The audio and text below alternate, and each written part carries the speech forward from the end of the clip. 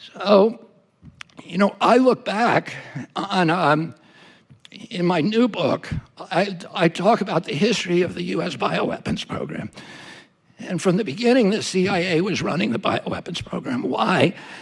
Because we didn't have a bioweapons program after World War II. And the CIA's first operation was called Operation Paperclip. And it was an operation to get all the bioweapons and nuclear and chemical scientists out of Germany and Japan, where they had an extensive bioweapons program. The Japanese had a horrendous program where they did live vivisections on 3,000 people. They killed them all during the operation, removing their infected organs while they were alive with no anesthesia. And these were horrible, horrible scientists.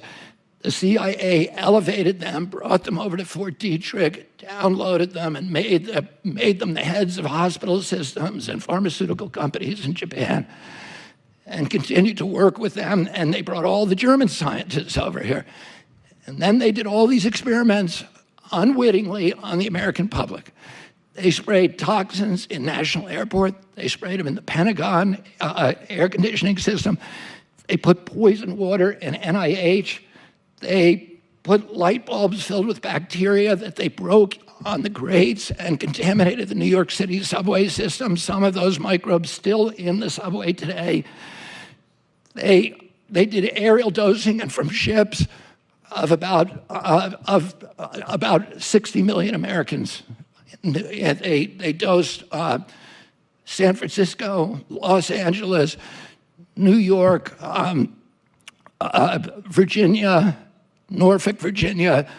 All of the seaside towns were dosed from the air, and a lot of the Midwestern cities were also dosed. They're all unwitting. They did 200 outdoor tests on Americans, unwitting.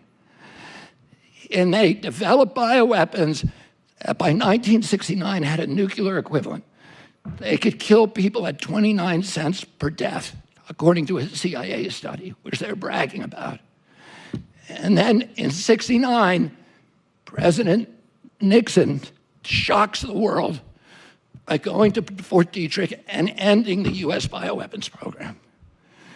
He was worried that we were creating bioweapons that could be reproduced for nothing. They were kind of a poor man's nuclear bomb. Anybody could reproduce them and we were publishing how you did it. So they were giving blueprints to foreign nations to create these things that could be used against us. And he said, why are we doing this? We have nuclear bombs. We don't need these things. And we have a monopoly on nuclear bombs. 7 nations have them. We've agreed not to give them to anybody else. Why are we letting these guys get, weapons that are going to be turned against us? So he shut down the whole program. The Pentagon destroyed all of its bioweapons, but the CIA went into Fort Detrick right before the Pentagon went in there and took cultures of all the different weapons and hid them in a warehouse. A lot of it was hid in New York City and Washington, D.C., and they continued. We signed the Bioweapons Treaty, which Nixon, one of the great accomplishments of Nixon, he got all the nations in the world to sign it. We signed the Geneva Convention finally after delaying it for 50 years. The CIA was breaking the law the entire time. Then, in 2001, in June, the CIA sponsors the first of its pandemic simulations. It simulates a biological attack on Washington, D.C. by Saddam Hussein. This is in June 2001. That simulation got international press, and a lot of the CIA people, like Judith Miller from the New York Times, was promoting it, going around doing all the talk shows. It triggered 2 Senate hearings, one by Joe Biden's committee, and that hearing was in September 2001. What happened in September 2001? The 9/11. So that hearing was going on during 9/11. As soon as 9/11 happened, the neocons, which were working on all this stuff with the CIA, pulled out the Patriot Act, a 350-page statute from a shelf where it had been waiting for a while, and in 1 week said, we want to pass this in a week.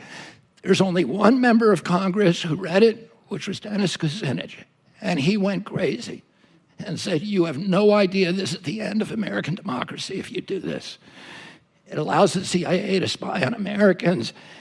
One of the things the Patriot Act did is it did not get rid of the Geneva Convention or the bioweapons treaty, but it said no federal official can be prosecuted for violating those two statutes. So it reopened the bioweapons arms race globally. And when a week after, when the Patriot Act was being debated, and it was being held up by 2 senators, there was an anthrax attack on the US Capitol. It was blamed on Saddam Hussein, and the neocons all said, see, we were right in the pandemic simulation, Saddam Hussein attacked us. And we used that as a justification to go to war against Saddam Hussein. And within 2 days, we passed the Patriot Act. Who got the anthrax? 2 Senate offices. Tom Daschle and Patrick Leahy, the 2 senators who were blocking the Patriot Act. The FBI did a 1-year investigation. They said this anthrax was unique. It was Ames anthrax, and there's only one place in the world it could have come from, Fort Detrick, the CIA lab. So we went to war, we passed the Patriot Act, and immediately started giving $2 billion a year to bioweapons development. The Pentagon didn't want to do it because it was nervous about the legality, because it was a death penalty to violate the Geneva Convention. Oh, you would have been committing a war crime, even if somebody told you it was okay. It wasn't. And so they funneled it through DTRA and DARPA. They funneled all of that money to NIH, to NIAID, which became the primary spear tip of bioweapons development. So Tony Fauci became the bioweapons czar in 2001. His budget went up by $2.2 billion. He was personally given a 68% raise from the military. That's why he was the highest paid individual in the federal government, because he was getting this 68% bonus every year from the military. But it meant that he could not stop. And the thing the military wanted was gain-of-function studies, where they could take wild viruses and turn them into bioweapons. And bioweapons development always includes vaccine development, because unlike chemical weapons, with bioweapons, there's always blowback. It's called the boomerang effect. If you give your enemy bubonic plague, your guys are going to get it first, too. They're going to get it quickly. So the only way you can deploy a bioweapons is if you have already developed a vaccine. So the race is to develop a vaccine simultaneously with bioweapons, and then you can deploy the bioweapons, and your enemy will take a couple of years to develop the vaccine. And you can inoculate all of your team. So in 2014, 3 of Tony Fauci's bugs escaped from federal labs. And their escapes were public. And it caused a huge brouhaha. There were Senate hearings, and people were immensely upset. And 300 scientists wrote a petition to President Obama saying, you have to shut down Tony Fauci. He's going to cause a global pandemic. And Obama declared a moratorium and ordered Fauci to shut down the 18 studies he was then doing. And as I show in my book, he didn't do it. He instead took that science and he moved it offshore to the Wuhan lab and to the Ukraine. And when he did that, he was not the only one who did it. Tony Fauci spent about $29 million on gain-of-function science in Wuhan. But the CIA spent over $100 million. And the military spent about that much too, about $64 million. And the CIA funneled the money, most of it through USAID. But the CIA, as we now know, was also running this organization called the EcoHealth Alliance, which Fauci was funneling his money through. It was like a laundromat where they funneled federal money so that their fingerprints would not be visible on those studies. And so that's important to understand now. Just to get to the final thing, in my book, and Tony Fauci, if any of you end up reading the book, that last chapter talks about all of these pandemic simulations. I've been studying the CIA for much of my adult life. Because of my family's relationship, I wrote a book, which to me is my best book, American Values. And it is the story of my family's 60-year fistfight with the CIA, which began with my grandfather, Joseph Kennedy, who served on the Hoover Commission in 1955 and recommended the disbanding of the CIA's plans division. Its division that was fixing elections and assassinating leaders and all of that. So the CIA never forgave my family for that. And then when my uncle came in, after the Bay of Pigs, he fired the top three officials, Bissell and Cadell and Allen Dulles, who then made himself the head of the Warren Commission 3 years later. And when my uncle died, he told a reporter, "I'm glad the little shit is dead. He thought he was a god." And so I know a lot about the CIA. I've gotten their manuals. I paid over $1,000 to get these manuals because they're training manuals from MK Ultra, and MK stands for mind control, MK Naomi, MK Dietrich. It all came out of Fort Detrick and NIH, and then 150 colleges around our country where they were funding these studies. And if you look at what they do in these simulations, they're using all of these techniques that they developed in colleges, in college laboratories, social scientists and other scientists, medical scientists for years who were studying how do you control individual behavior, but also mass behavior? How do you induce mass psychosis? How do you create Manchurian candidates? How do you do all these? They had all these colleges studying these, and how do you impose centralized foreign control on indigenous populations? By coming into a country, by using propaganda, by using fear, by sowing chaos, by destroying relationships, destroying faith in institutions, driving people apart and creating chaos so they will invite in an authority who will give them peace and safety. And all of these mind control techniques are designed to accelerate that process. And they study the Stockholm syndrome, for example. If you lock people, down, they become grateful to their captors, and they become angry at the people who criticize their captors, and they believe that the only way that they can escape this confinement is through total obedience and total compliance to their jailers. But one of the most interesting experiments was called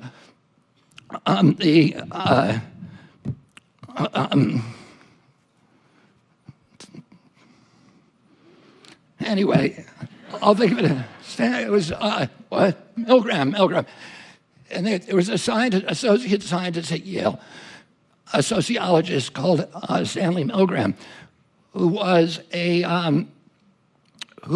part of the MK Ultra program.